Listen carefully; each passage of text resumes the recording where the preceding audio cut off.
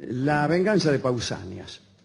Vamos a concentrarnos, o a centrarnos, mejor sería, en unos hechos que pertenecen a Filipo de Macedonia, el papá de Alejandro Magno.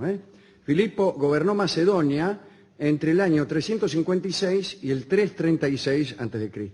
Fue un rey legítimo, pero en realidad no hereditario, o no del todo hereditario. Su hermano mayor, Perdicas II, había muerto cuando su hijo, el hijo de Perdicas, era todavía un niño. En esas circunstancias, la Asamblea Macedónica tenía por tradición el derecho de elegir al rey entre los miembros de la Casa Real. Y entonces lo eligieron a Filipo. Sabemos que fue un general extraordinario, que tuvo una política agresiva, que invadió cientos de lugares que formaron el embrión del imperio, del gran imperio de su hijo Alejandro. Sabemos también que nuestro amigo, el orador ateniense Demóstenes, escribió o recitó las Filípicas, que eran una serie de discursos que advertían sobre la amenaza que suponían los macedonios para la libertad griega, y se llaman así justamente por el rey Filipo, ¿no? Las castellinarias a la letra. Claro, exactamente. Todavía se sigue usando, o se usaba mucho, entre las viejas. Ay, la agarró, le dio una filípica. Bien. También sabemos que fue un gran seductor, que tuvo muchas amantes y algunos mancebos. Antes de todas las gestas de Filipo, sucedió algo. Cuando Filipo era todavía príncipe, cuando tenía 16 años, ¿no? Su hermano mayor, el ya mencionado Perdicas, firmó un tratado con Tebas, una ciudad griega, y como garantía tuvo que proporcionar un rehén de la familia real y lo envió a Filipo. Esto era muy común. En Tebas había una institución extraña en otro orden que había fundado Pelópidas. Era la Falange Sagrada, un cuerpo militar de élite formado por parejas de amigos que habían hecho el juramento de resistir o caer juntos. Esto ocurría también entre algunos de las tribus que pelearon contra Roca. Sí, señor, y que peleaban espalda contra espalda a la manera de esos viejos guerreros griegos. Así mismo.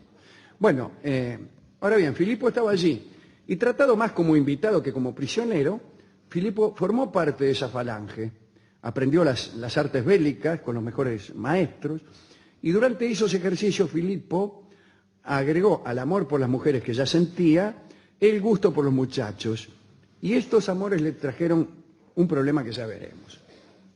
Una vez cumplida su función de rehén, lo devolvieron a Macedonia, se hizo rey, como hemos dicho, se casó con Olimpia, nació Alejandro, y el rey, aunque casado, sostenía sus amores con hombres y mujeres.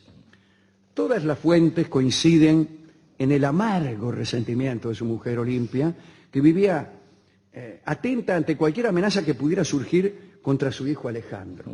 ¿Por qué? A ella le parecía que los hijos que Filipo tenía con sus amantes eran usurpadores en potencia, y que los muchachos a los cuales se acercaba el rey, por su deseo, también podían ser conspiradores. Y a todo esto Filipo quiso reproducir en Macedonia aquella falange sagrada que había conocido en Tebas. Y tenía él mismo como compañero a un señor llamado Pausanias, que no era el escritor, sino otro neato que se llamaba así. Bueno, con este muchacho se habían jurado fidelidad eterna.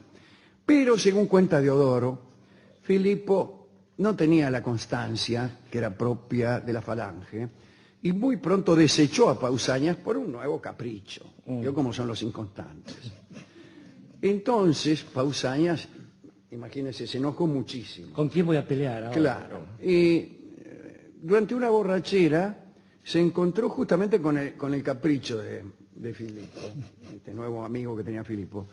Y lo insultó, lo maltrató, le dijo de todo, ¿no? Lo relajó todo, dirían en el Uruguay.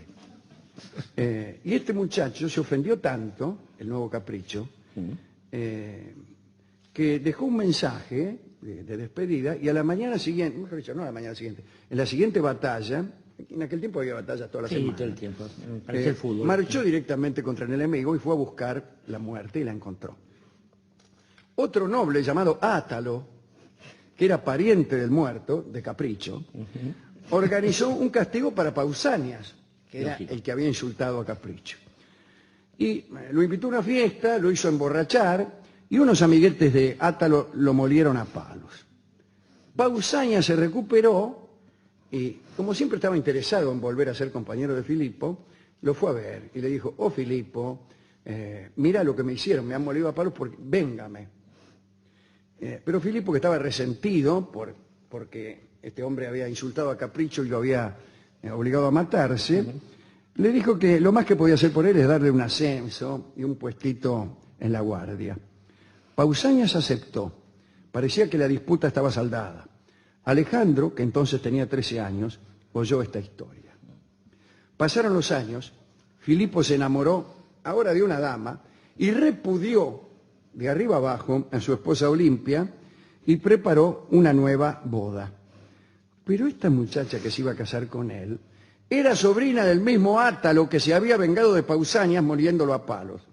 Y Pausanias, despechado por aquel rechazo, revivió su odio. Filipo había preparado una boda magnífica, invitó a huéspedes de alto rango, embajadores de toda Grecia, sándwiches de miga, todo. Honraba a los 12 dioses olímpicos con juegos en su honor, había 2 estatuas de los dioses y una de Filipo, etc. Filipo pensó que ese era el momento ideal para refutar la propaganda ateniense de Demóstenes sobre su tiranía. Y cuando se preparó aquel bailongo, dispuso que una vez que entraran a la ceremonia todos los notables, su guardia personal debía detenerse en la puerta para dejarlo entrar solo, como un gesto liberal. El capitán de aquella guardia era justamente Pausanias, que había ocupado el puestito ofrecido y con el correr del tiempo se había ascendido. Empezó la ceremonia, dejó Filipo su guardia en la puerta y Pausanias, que estaba detrás de una columna, parado como un mirón, se le acercó y le clavó una daga en el corazón. Después Diodoro cuenta que Pausanias salió rajando por un viñedo. Y ya estaba por ponerse a salvo, porque tenía unos caballos esperando más allá del viñedo, pero tropezó con unas cepas. Se dio un golpe bárbaro, lo alcanzaron y lo liquidaron. Así que el casorio terminó mal. Imagínense, los invitados tenían los sanguchitos acá. Y ahí pasó algo que fue lo más importante. Los jefes y los nobles presentes se apiñaron en torno a Alejandro y formaron una guardia que lo trasladó a la ciudadela, y ese mismo día se convirtió Alejandro en rey de Macedonia. Algunos han sospechado del propio Alejandro por el asesinato de Filipo y otros de Olimpia, la mujer que lo tenía montado entre ceja y ceja. Pero en realidad ninguno de los dos tuvo nada que ver, ninguno de los dos estuvo en contacto con Pausanias. Es, como se ha dicho, que Pausanias guardaba viejos rencores, etc. ¿Cuál sería la moraleja de esta historia? Bien, si él es rey de Macedonia y después de repudiar a tu antigua esposa decides casarse con la sobrina de la persona que molió a palos a un antiguo compañero de lecho, no abandones a tu guardia personal so color de liberalidad en tus costumbres. Difícil de usar, ¿no? No es una moraleja muy universal que digamos, pero es algo que hay que tener en cuenta. ¿A quién quiere dedicar esta charla, Jorge?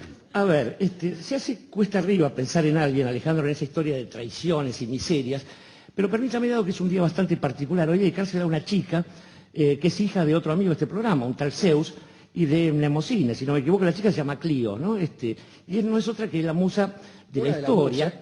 Mnemosine también era otra. También, ciertamente, es aquella que, digamos, es testigo de lo pasado, consejera de lo porvenir, émula del tiempo, como nos dice el Quijote.